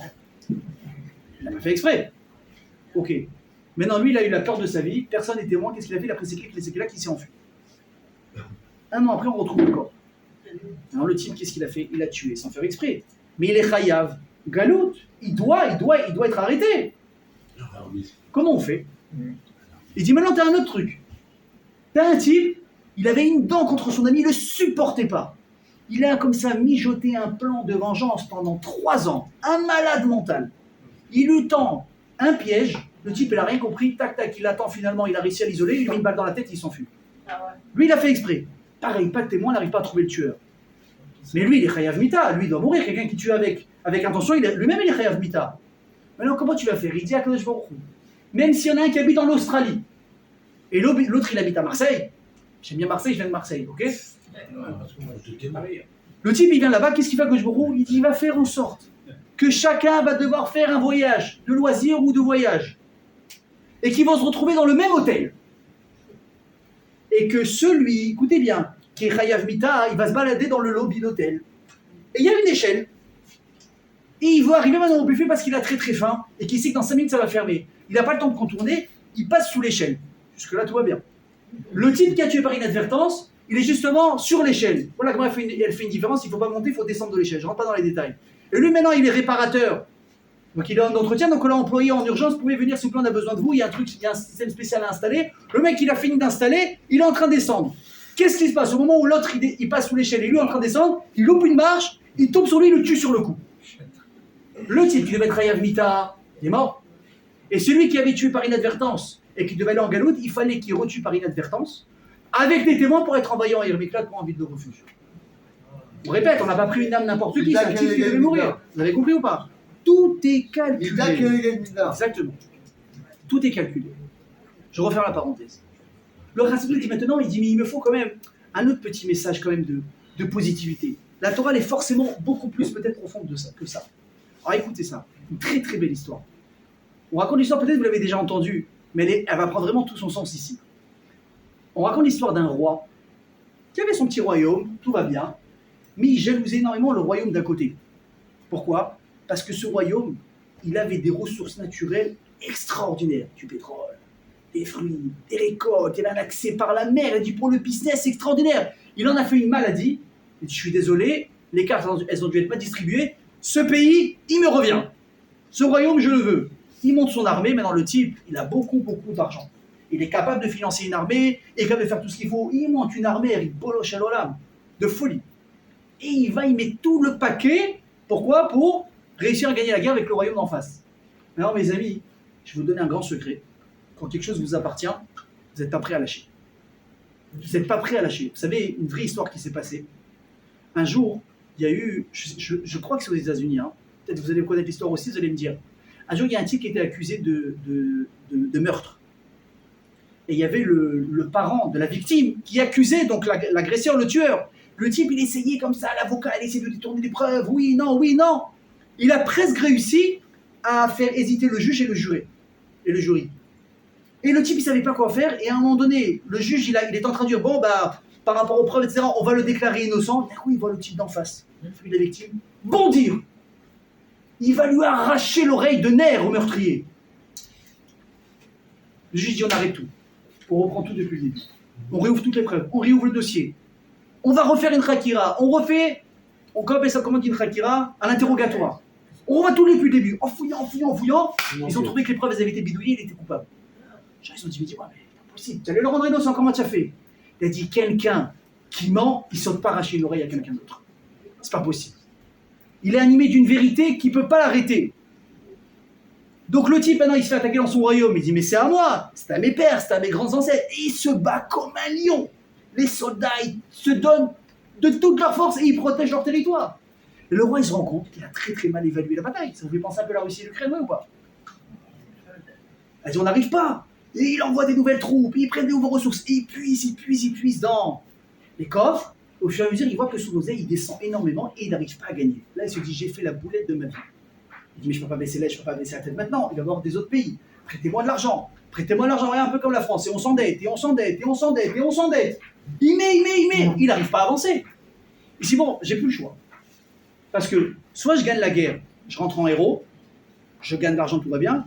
Mais si je ne gagne pas la guerre, non seulement je vais arriver la tête basse, la chouma de ma vie, tout le monde va se moquer de moi, et l'oseille. Mon pays, l'économie, elle s'effondre, comment je vais faire? Il ne sait plus quoi faire, et là il va prendre une décision capitale, radicale, et il va lancer Info Nationale. Il dit, regardez, si quelqu'un est capable de me donner le conseil ultime qui va me permettre de gagner la guerre, je lui donnerai le droit, pendant 1 heure, montre en main avec témoin, de rentrer dans les trésors du palais royal et de prendre tout ce qu'il veut. Alors, le type, il est fou. C'est vrai, c'est un qui tout double. Parce que le mec, il rentre, il amène des déménageurs avec lui, c'est mort. Comment on fait? Il dit, j'ai pas le choix. Et là, il y a un vieux général, tu vois, un vieux de la veille comme ça. Il dit, mais moi, je sais comment il faut faire. J'ai combattu, j'ai fait la guerre de 39-45, j'ai fait ça, j'ai fait la guerre de Kippour, j'ai fait l'affaire de ci. Il va voir le roi comme ça, il prend le plan, il dit, montrez-moi le plan du royaume là-bas. Il regarde comme ça, tac. Une petite histoire au passage, hein. Un jour, il y a Tzal qui devait mener une guerre. Il ne savait pas par où attaquer. Il s'est parti voir Ovadia Yosef. Yosef, c'est pas un guerrier, c'est pas un général, c'est un Tamid Chacham depuis qu'il est petit. Il allait dans les livres, il n'avait pas de quoi s'acheter des livres. Il avait fait un accord avec le vendeur. Il a dit, regarde, moi j'ai pas d'argent, je suis quelqu'un qui fait très attention, juste autorise-moi. Chaque livre, je lis une seule fois. Juste une fois, je tourne les pages très noires et je les remets. Il dit, mais d'accord, pour apprendre une Gemara, ça suffit pas une fois. Je dis, t'inquiète pas, il avait une mémoire photographique. Une fois il lisait, il se rappelait. Une fois il lisait, il se rappelait. Donc ça t'avait Rav, mais c'est pas un général. Ils ont dit, Rav, par où on attaque? Il a dit, donnez-moi le plan. Il a pris un stylo, il dit 1, 2, 3, 4, 5, et ils ont gagné. La Torah. Ça vous étonne? Moi ça m'étonne plus. Donc le vieux général il vient, l'autre il dit amenez-moi la carte. Là il regarde le plan. Il dit attends, par où vous avez attaqué? Par là? Mais non, c'est pas par là, là il y a des montagnes, là il y a ça. Il lui refait tout un plan. Encore une fois, tout est fait, il y a des témoins. Le roi il dit ouais, le roi il dit maintenant, il dit ok, on suit le plan, on n'a pas d'autre choix. Et là il suit les instructions de A à Z, il gagne du terrain de plus en plus, finalement il gagne la guerre, il arrive à s'accaparer le nouveau royaume. Il est comme un fou. Il est comme un fou. Vous imaginez les honneurs, les trucs, les richesses qu'il a gagnées. Il est en train de... Waouh! Et d'un coup, il est rappelé à la réalité. Il dit, mais mon ami, mais non, avec toutes les richesses que tu as gagnées, tu dois ouvrir encore plus grand. Et le type, il va pas venir avec un caddie de Rami Lévy ou de Auchan. Ouais, chacun avec ses repères. Et le mec, il va charger... Vous savez ce que c'est 1 heure? Mais 1 heure, moi, je te vis d'un pays, moi. 1 heure, mais avec mes dents, j'attrape. Ouais, c'est qui ce qui a fait ça avec les dents? Qui a cru que le gars, il avait caché de l'argent dans ses dents? C'est qui? C'est Lavan. Quand il a vu Yaakov arriver, il l'embrassait, il l'enlaçait. Hé, qu'est-ce qu'il y a? Tu l'embrasses, tu le connais pas. Il dit non, il cherchait là où est-ce qu'il avait pu cacher de l'or. Peut-être qu'il a mis là, peut-être qu'il a mis dans sa bouche, peut-être qu'il a mis ci, peut-être qu'il a mis ça. On en parlera quand on arrivera là-bas, si tu veux. Vous me rappellerez, hein? Des fois, j'oublie. Donc maintenant, il dit bon, maintenant, évidemment, il fait un conseil de crise. Michael, qu'est-ce qu'on fait? On va se faire ruiner. Vas-y, en plus, c'est un mec nassi, on est mort. Non, je rigole, j'ai rien contre les mecs nassis. Non, je rigole, c'est toujours qui aime bien, châtie bien. J'ai pas eu la chance d'être mec nassi, c'est ce que je vous dis. Donc, qu'est-ce qu'on fait maintenant? Il dit, les ministres, les conseillers, ils disent écoutez, on a une idée, laissez-nous ouvrir une enquête et apprendre un petit peu qui est le personnage. Il n'a pas dit quand est-ce qu'il vient, on a le temps de s'organiser un petit peu, n'est-ce pas? Il n'y a rien qui presse. Il faut une enquête comme un détective, il faut une enquête sur lui. Et il découvre que le type dans la vie, il a 2 passions. Mais 2 passions, pour lui, c'est sa vie. C'est quoi? C'est la musique classique et la bonne bouffe. Le mec, tu lui mets un orchestre. Tu vois, tu mets un petit disque comme ça, tu sais, qui tombe comme ça à la Mozart, Beethoven, ce que tu veux. Et tu lui mets un banquet à côté. Et le mec, quand il vient dans les mariages, tu le vois pas. Le roi, il dit, ok, je sais ce que j'ai à faire. Il ouvre la porte du trésor. Il lui donne une invitation royale avec le sceau. Le roi vous invite à vous servir avec sa bénédiction. Le type, il est comme un fou. Il promet à sa famille, vous allez voir à partir de ce soir, la grande vie, commander les yachts, commander les hélicos, commander les jets privés. Ça va être une folie, on change de vie. Euro million, puissance, il n'y a pas de limite. Le type, il est tout content, il rentre tout excité. Il dit, alors là, 1 heure, tac, tac, il commence à organiser, il voit les trucs là-bas. Fais-moi un peu, il rentre. Et il voit un buffet. Sa vie, il n'a jamais vu ça. Il imagine ce que c'était le Michté d'Achashverosh à l'époque qui a duré pendant des mois, des mois et des mois et des mois et des mois et des mois. Il n'a jamais vu autant de mets de sa vie. Il a vu tout. Il y avait de la bouffe asiatique, marocaine, égyptienne, irakienne, thémanie. Bon, il y a que la soupe, mais c'est pas grave, il y a quand même ça. Tu dis cachère ou pas? Hein? Glad cachère. Le Mashiach, il vient, il mange là-bas. Il est comme un fou. Là, il dit, bon, 1 heure, c'est long, 1 heure. J'ai le temps. Il prend une assiette. Il fait un tour, il mange, il devient fou. Il y a des sommeliers, il mange. Il a passé combien de temps? 25 minutes. Il dit, je suis large. 35 minutes, ça va, je vais faire un massacre. Il passe le 2e sas. Et là, il entend une musique. Oh, oh, tu sais quoi, ça? Oh, c'est quoi? Ne me dis pas que... Non, c'est pas possible, c'est pas ce morceau-là. C'est pas la morceau sur laquelle je suis rentré sur la roupe avec ma femme, c'est pas possible. Il va écouter, il est hypnotisé littéralement par la musique. Tu sais qu'un jour ça m'est arrivé à moi. C'était un Motsei Shabbat, je n'oublierai jamais. Je devais avoir peut-être 19 ou 20 ans. Ma mère ne va pas être contente d'entendre ça. C'était un Motsei Shabbat, en plus c'était en hiver, donc ça sort tôt. Je suis douché, tranquille, je suis rentré dans mon lit. Et j'ai commencé, il y avait un type Shabbat, il avait fait une très belle chanson à la synagogue. Et je lui ai demandé c'est quoi l'air, c'est quoi la chanson, il m'a donné. Je suis rentré sur YouTube et j'ai écouté la chanson. Non, ce type, il est malin, il te fait ensuite des suggestions en fonction de tes choix, n'est-ce pas? Que tu visionnes, il te met des suggestions. Et là, il m'en met un autre, et un autre, et un autre, et un autre. Maintenant, moi, la musique, j'ai un fou de musique. Et j'entends. Je suis transporté. J'ai commencé, il devait être 19h30, 20h. Ma parole, je regarde l'heure, 4h30 du matin. Je précise, c'était pas des vidéos à TikTok à 2 balles là où les mecs ils se font des défis, je sais pas, les mecs ils sortent de la tour Eiffel, l'autre il mange un chat. Je sais pas ce qu'ils font. De la musique. J'étais hypnotisé. Je vois 4h30, je dis bon, je dors maintenant, on sait très bien ce qui va se passer. J'ai attendu, je suis parti prier tôt, je suis revenu. Je rentre, je croise mon père devant l'ascenseur. T'as compris, mon père il va à la prière, moi je reviens. Regarde.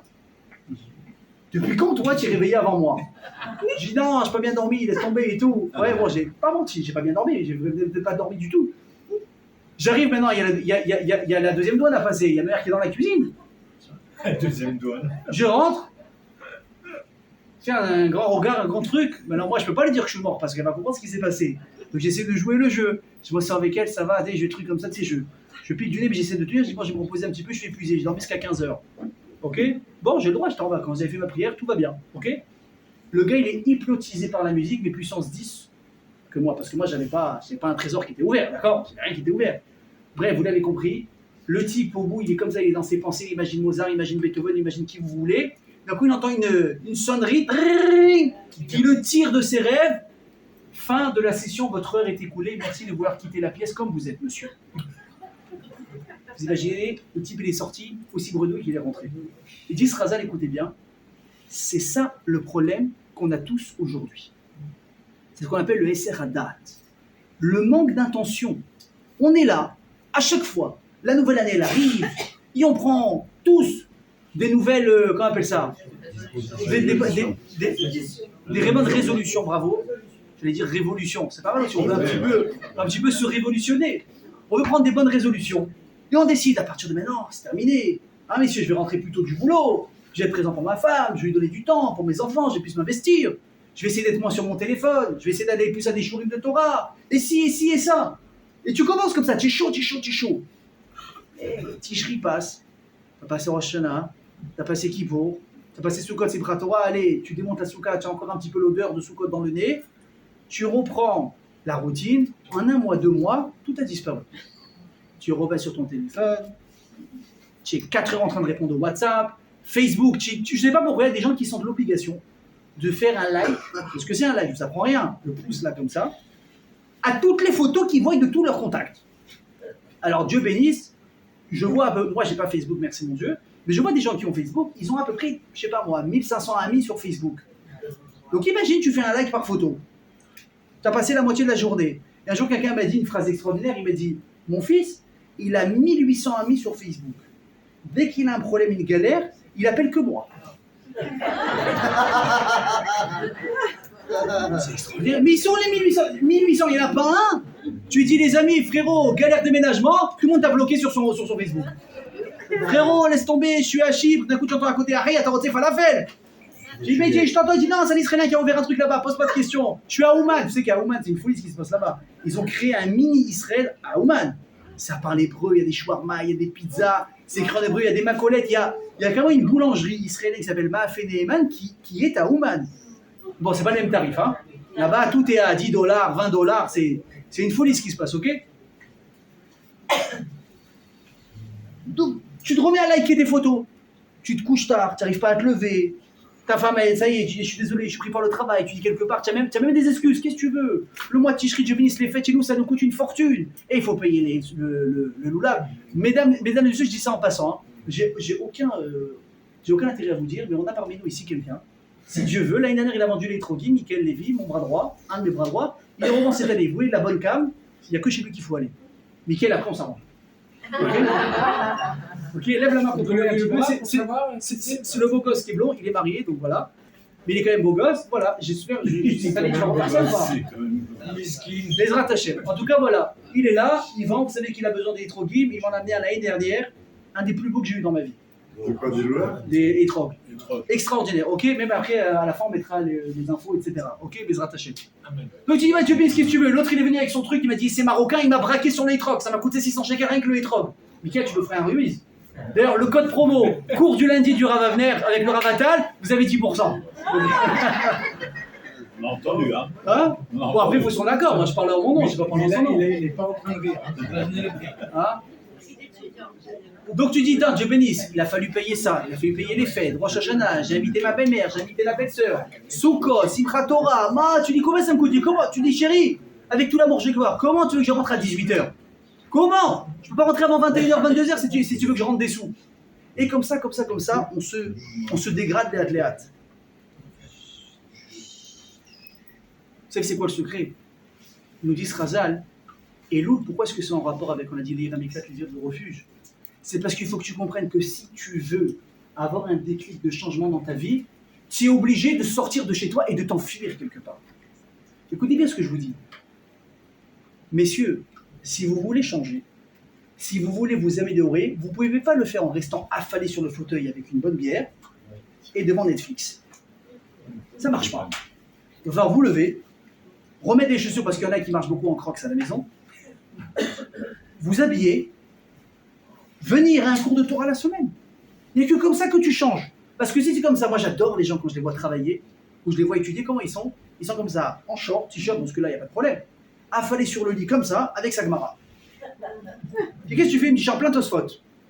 Je lui dis, mais tu arrives à le lire dans ce sens de Tosfot? Tu dis que c'est de l'autre côté. Il dit, non mais t'inquiète pas, j'étudie. Tiens l'autre, tu as aussi la fille qui est en train de ranger la maison, mais qu'est-ce qu'elle fait? Elle est au téléphone avec sa soeur, elle raconte tout. Maintenant ça fait 15 minutes qu'elle est en train de plier le même t-shirt. Tu dis, qu'est-ce que tu fais? Ben, je range la maison. Je dis, non, tu parles avec ta soeur, c'est pas pareil. Ouais, c'est comme un jour, il y a un type qui était là Shabbat. Sa femme elle lui sert le plat. Là, il goûte, il voit que c'est brûlé, il dit, ah, ça, c'est sa soeur au téléphone le vendredi après-midi. Si on veut du changement, il faut sortir. Vous voulez avoir du plomb dans la tête? Moi, je vous dis personnellement, je n'arrive pas à étudier chez moi. Je n'ai jamais réussi à étudier chez moi. Vous me mettez chez moi, je suis complètement... Le téléphone qui sonne, tu as faim, tu as le frigo, tu as soif, tu as ça... Votre femme, elle sait que vous êtes là, elle va avoir besoin de vous. C'est comme ça. Vous êtes là, vous avez besoin d'un truc. Vous voulez sortir, vous voulez étudier. Il y a une seule manière de le faire. C'est téléphone à la maison. Tu dis à ta femme, tout va bien. Je ne vais pas être kidnappé, t'en fais pas. On va pas demander de rançon. De toute façon, au pire, je sais que tu la payeras pas. Je ne le mérite pas. Ok? Je vais au métrage pendant 2 heures, je reviens. Mesdames, vous voulez étudier? C'est pas bon, d'abord, je vais au café, au Kikar pendant 4 heures. Si j'ai le temps, je vais à la conférence du Rav Ben Jidrit ou du Rav Atal le soir. Ça ne marche pas comme ça. Il faut s'organiser. Tu dois sortir de chez toi. Et je vais raconter une histoire de la Gemara qui, je vous dis, elle est extraordinaire parce que si c'est arrivé à des Talmidei Chachamim, vous allez comprendre que nous, on est loin de faire le poids. Il y avait un très grand tzaddik qu'on a appelé Rabbi Nehorai. C'était qui Rabbi Nehorai? Il dit la Gemara, c'était Rabbi Elazar ben Arar. Rabbi Elazar ben Arar, c'était l'élève de Rabbi Yochanan Hassandla, Rabbi Yochanan ben Zakkai, Mechila. Il était tellement intelligent, c'était tellement une bombe atomique en Torah, que sur lui, il disait le gadol de la génération, tu prends tous les Talmidei Chachamim de la génération, tu les mets d'un côté sur une balance, 1 million, 100 000, tu les mets lui tout seul, il fait plus de poids qu'eux. Un génie, vous savez ce que c'est un génie? Une lumière. Donc on l'a surnommé Rabbi Nehorai parce que quoi? Il était Meir, il était chez l'Israël, il éclairait les Israël et les Chachamim par sa Torah et son intelligence. Donc si plus haut que ça, tu ne peux pas. La Gemara raconte que quand le Rav, dans la ville de Niftar, dans la ville de Yavne, il était sûr qu'on allait lui donner la place. Il était sûr, il a dit, il n'y a pas mieux que moi, évidemment que ça va être pour moi. Il attendait ça. Mais les Chachamim ont décidé qu'il n'était pas apte. Avec toute sa connaissance, on avait choisi quelqu'un d'autre. Et lui, ça l'a vexé. C'est pas comme ça que ça doit être. Il faut que je fasse du bruit, il faut que je réponde. Il est parti demander conseil à sa femme. C'est ce que tous les hommes font. En général, on dit que quoi? Il faut demander conseil à la femme parce qu'elles savent, etc. Elle, là, je sais pas. Je sais pas ce qui s'est passé. Je vise personne. Vous donnez les bons conseils en général. D'accord? Vous avez compris. Il faut quand même prier. Quand vous allez demander un conseil à vos femmes, priez avant qu'elles vous induisent pas en erreur. Parce qu'une fois que vous êtes... Non, il faut faire attention. Si vous décidez de prendre conseil à vos femmes, faites attention que ce qu'elles vous disent, vous n'allez pas le faire. Vous êtes mort. Hein, parce que c'est plus un conseil, ça devient une obligation. Pourquoi tu n'écoutes pas ce que je te dis? Pourquoi je suis bête? Pourquoi je suis comme ci? Pourquoi je suis comme ça? Pourquoi vous êtes mort? Ok, donc réfléchissez bien. Bref, il va demander le conseil à sa femme. Sa femme lui dit, attends, écoutez bien les termes. Quand il y a des animaux et de la nourriture, qui va vers qui? La nourriture vers les animaux vers la nourriture. Quand tu as la nourriture, tu as la Torah. Eux, entre guillemets, c'est la basse classe. Eux qui ont besoin de toi, pas besoin d'eux. Sors de la ville, ça va faire du bruit, tu vas voir qu'ils vont venir à 4 pattes te chercher. Il dit, ok, tu as raison. Il quitte la ville de Yavne, c'était la ville des Talmidei Chachamim. Il va dans une ville qui s'appelait Diomius. Je ne sais pas exactement comment ça s'appelle en français, je vous dis les mots de la Gemara. Alors, c'était une ville de luxure extraordinaire. Lui, il s'est dit, bon, il y a un Beth Midrash, il y a un Beth Rabad, je vais être là-bas, je vais étudier. Le plan, il était caché, hein, mais le problème, c'est que l'influence autour, elle était terrible. Et là, quand au début, il va honnête, etc., pas de problème, il fait les cavanotes. Au fur et à mesure, on voit qu'il y a un nouveau. Hé, tu es juif, nous aussi on est juifs, comment ça va? Viens, on te paye un café. Non, je suis pressé, j'ai Chavruta. Ah, d'accord, lendemain, 3-4 jours. Ah, attends, dis-moi, ça se fait pas, tu nous fais de la peine, pourquoi tu viens pas? C'est cachère, c'est méadrine, ces trucs là. Bon, ok, il prend un petit café, bien serré. Il le boit comme ça en demi, bah, je vous ai fait comme ça, je dois partir. Bon, demain, il revient. Il vient prendre un autre café, là, il prend un croissant. Et là, il perd 1 heure. Le soir, il vient, on boit un coup, et tac. Au fur et à mesure, ça a été la grande dégringolade. Et ça a duré comme ça pendant, si je ne me trompe pas, 1 an. Au bout d'1 an ou 2 ans, au bout d'un certain temps, il s'est rendu compte de combien il s'est dégradé et qu'il avait oublié pratiquement la totalité de son Limoud Torah. Il s'est rendu compte, il a dit « Oh, qu'est-ce que j'ai fait ?» Il a pris ses affaires, il a couru chez lui à la maison. D'ailleurs, ma Maseret va dire « Amar Rabbi Nehorai, Maveza ben Arach, Eve golé limkom Torah. » Il faut que tu sois pris, il faut que tu t'exiles dans un endroit de Torah. Pourquoi Omer? Pourquoi on dit Omer présent? Qu'est-ce qui marche dans le Pirkei Avot? Ouhaya Omer. Un tel disait. Lui, on vient dit quoi? Il dit. Pourquoi il dit? Et pourquoi Golé? Pourquoi on doit s'exiler? Il faut un Betamidrash. On va faire le sourire, on prend le café, on a une Chavruta, on risque de lâcher les potes. Mais c'est Golé. Écoutez bien. Quand il est rentré à Yavne, les gens étaient contents de le voir. Ah, il est revenu Rabbi Hassan ben Arar, Baruch Haba. On le fait monter à la Torah. Yamod, Rabbeinu, Morenu, Verabenu, grand kavod. Et non, quand tu montes à la Torah, tu es censé lire la Torah. Ouais, quand on dit quoi? Yamod Hashem Atov, c'est comment votre nom en hébreu? David Ben Meir. David Ben Meir, qu'est-ce qu'on dit? Les gros Torah Bechavod, pour lire à la Torah. Je ne sais pas vous poser la question si vous savez lire ou pas. Mais pas tout le monde sait lire. Alors qu'est-ce qu'on fait? C'est vrai qu'aujourd'hui on a un Baal Koré attitré, c'est lui qui lit, il quitte tout le monde. C'est la raison pour laquelle normalement quand vous montez la Torah, il faut lire à voix basse avec le type qui lit, parce que vous aussi vous êtes censé lire. Je referme la parenthèse. Le type il monte, c'était quoi? C'était la paracha de Achodé Chazé Lachem. C'est la paracha qui fait référence à quoi? À quand on est sorti d'Égypte. Et au lieu de lire Achodé Chazé Lachem, qu'est-ce qu'il dit? Acheresh Hazé Aya Libam. Il a complètement déformé les mots, et au lieu de dire ce mois-là est nouveau pour vous, il a lu votre cœur était sourd, était fermé. Là, il s'est rendu compte de à quel niveau il s'était dégradé. Il a pleuré les larmes de son corps. Rachamim, ils ont demandé Rachamim sur lui, et il a retrouvé sa Torah. Vous vous rendez compte qu'est-ce que ça veut dire? Les amis, si un Talmid Racham, un génie pareil, il a réussi en 2 ans à effacer tout ce qu'il a appris toute sa vie à cause des mauvaises influences, mais qu'est-ce que nous on doit dire alors? Il te dit pourquoi avec Golélim comme Torah, pourquoi tu dois t'exiler? Parce que la Teshuvah, ça se fait pas à la maison. Tu peux pas rester dans tes habitudes, avec tes repères habituels et croire que tu vas changer. Il te faut que tu fasses quoi? Un tremblement de terre dans ta tête. Sors, va étudier, cherche-toi des nouveaux repères. Un Beth Midrash, un rab, une rabbinite, des cours hebdomadaires, des bons conseils, une bonne chèvra. Si tu sais, les amis, excusez-moi, tu as des amis, ça fait 25 ans que tu la connais, 30 ans, depuis le primaire, tu es avec elle. Toi, dans ta vie, tu as évolué. Ou du moins, tu veux évoluer. Elle, tu lui parles de Shabbat, de Nida, de Tzniout, arrête ta Torah, c'est à l'ancienne, ça y est, c'est dépassé, c'est bon, la femme, elle est libre, elle fait ce qu'elle veut. De quoi tu me parles? Ça y est, c'est à vieux tout ça. Tu parles à ton pote de Tfilin, de Limoud Torah, de manger kasher et de manger McDo. Arrête, vas-y, le meilleur plan, c'est là-bas qu'on les a fait, tu le sais très bien, viens. Et il te tire vers le bas. C'est pas que tu fais d'avérote à cause d'eux, mais c'est très bien que parce qu'elle est là, tu n'oses pas faire, elle va se moquer, elle va... Mais qu'est-ce qu'il faut faire? Tu dis, écoute, je t'aime bien. On reste peut-être en contact sur Facebook. On va rester amis. Mais moi, je vais avancer dans ma vie. Tu peux pas rester avec tes repères habituels et penser qu'il va se passer quelque chose d'extraordinaire. Ça marche pas comme ça. Si toi, tu vas pas sortir de tes repères et de ta petite vie agréable, de ta mise guérée, de ton cadre habituel, ça changera pas. Et c'est ça qu'il dit Rachamim. Il dit pourquoi ce type-là, en l'envoyant à Irmiklat, c'est pas uniquement pour le punir, mais c'est pour qu'il comprenne ce qu'il a fait. Comment il va comprendre ce qu'il a fait? S'il reste avec ses repères, ça ne marchera jamais. S'il sort très loin, dans une ville inconnue, privé de tout, il va avoir tellement un tremblement de terre dans sa tête. Il va comprendre c'est quoi vraiment le sens de la vie qu'il a pris à quelqu'un. Et nous, à l'approche de Rosh Hashanah pendant le mois d'Elul, on doit prendre également conscience de ce que c'est le vrai sens de la vie.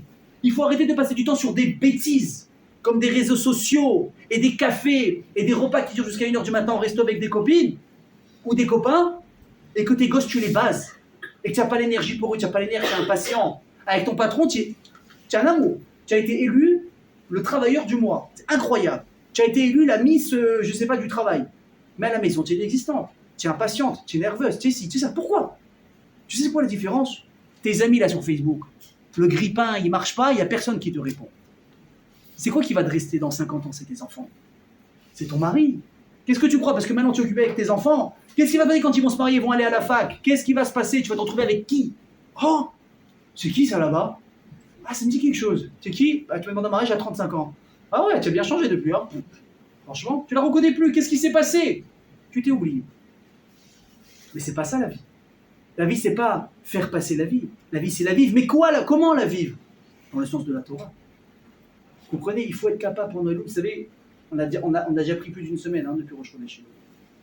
On a pris une semaine. Il reste 3 semaines. 3 semaines pour essayer de fuir les accusations qui pèsent sur nos têtes avant le Yom Hadin Agadol Ve'Hanora. Et je vous l'ai dit la semaine dernière, je le répète. Le 7 octobre, ça a été décidé quand?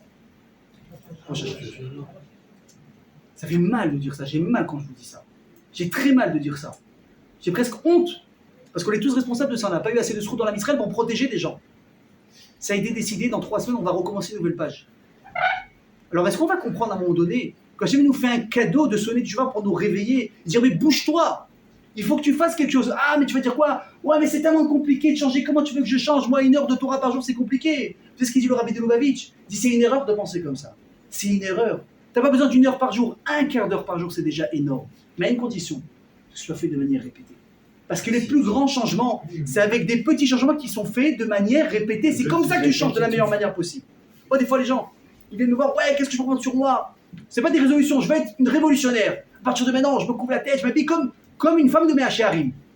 Extraordinaire. Je dis, madame, vous arrêtez tout de suite. Je dis, même pas en rêve. Je dis, vous dites ça, moi, je vous parle plus. Oh, mais pourquoi? Un Rav qui me dit ça, pourquoi? Vous voulez que je me convertisse au christianisme? Presque. Je dis, non, au contraire, je veux que vous restiez juif. Je dis, ça se fait par étapes. Tout se fait par étapes. Déjà, si tu vas trop vite, tu vas pas tenir. Tu vas être encore plus écœuré que ce que tu es déjà. Mais prends une petite chose que tu vas tenir. Tu sais, c'est quoi cette force-là? Les petites choses. On va terminer avec cette histoire. Un jour, il y avait un grand médecin qui s'occupait du Rabbi de Lubavitch de sa santé. C'est un grand cardiologue, etc. Un super professeur, un conférencier international, un tueur à gages. Mais au niveau famille, une catastrophe. Tout le temps en guerre avec sa femme, ses enfants qui le reprochent de tout. Pire des pères possibles. Pourtant, il est blindé, hein. Il a de l'argent, tout ce qu'il veut. Tu as raté, tu ici, tu ça. Il dit, Rabbi, comment on fait? Comment je peux faire pour être un meilleur père? Il dit, tu sais, tu vas faire comme moi. Moi, avec tout ce que j'ai à gérer, 1 demi-heure, écoutez bien, 1 demi-heure par jour, à 1 heure fixe, j'ai le rendez-vous avec ma femme autour d'un verre de thé. Il n'avait pas d'enfant. Il n'avait pas d'enfant. Mais même les enfants, ça se gère, hein, madame. Même les enfants, ça se gère très très bien. Il a dit, moi, j'ai 1 demi-heure avec ma femme. Il dit, cette demi-heure-là, c'est Kodesh Kodashim. C'est comme si j'étais en train de mettre le film pour parler avec Hachem. Il n'y a rien qui se passe à ce moment-là. Et pour répondre à la dame qui parle des enfants, je pense que n'importe quel parent doit être capable, évidemment, je ne parle pas quand il y a un bébé qui pleure et qu'il a mal au ventre, mais au bout d'un certain temps, les enfants ils doivent comprendre qu'il y a des règles à la maison. Ce n'est pas les enfants qui disent à papa et maman quand est-ce que vous êtes libre. C'est papa et maman qui dit aux enfants quand est-ce que vous pouvez venir nous voir ou pas. C'est comme ça. Sinon, il y a un problème dans la maison d'organisation, mais grave, et d'éducation. Il dit, 1 demi-heure avec ma femme, ça ne bouge pas. Il dit, et autour de ça, je construis ma vie. Et si c'est capable d'être à la maison un tout petit peu plus présent, vous voulez prendre des bonnes décisions pour le début d'année, allez-y. Mais ne cassez pas la baraque. Chérie, pas sûr de maintenant, 1 fois par semaine, on sort ensemble, quoi qu'il arrive. Le mardi. Il y a un mariage, d'un commun accord, on y va, on le reporte un autre jour, il n'y a pas de problème. 1 fois par semaine. Tu viens et tu rentres Shabbat à la maison, tu passes 1/4 d'heure avec chaque enfant. C'est compliqué. La semaine, 1/4 d'heure avec chaque enfant, c'est compliqué. Je suis sûr que vous n'en avez pas 12. C'est pas, ça va vite, hein. Tu en as 3, tu en as 4, tu en as 5, tu en as 6, il y en a qui ne voudront pas 1/4 d'heure, il y en a qui voudront 10 minutes. Tu vas réussir à faire des grands changements. Soyons intelligents, pas soyez, parce que je veux parler à moi avant de parler à vous. Soyez intelligents. Quand on va s'approcher de Elul, d'être capable, comme on dit, de trouver un refuge positif, un refuge spirituel, où là-bas on va être capable d'effacer, Bezrat Hashem, les menaces qui pèsent sur nous. On va être capable d'effacer et de déchirer les mauvais décrets sur nous, sur la Israël, et Yiracha, qu'on puisse tous sortir Zaka le jour de Yom Hadin. Amen, ve Amen, Razak à tous.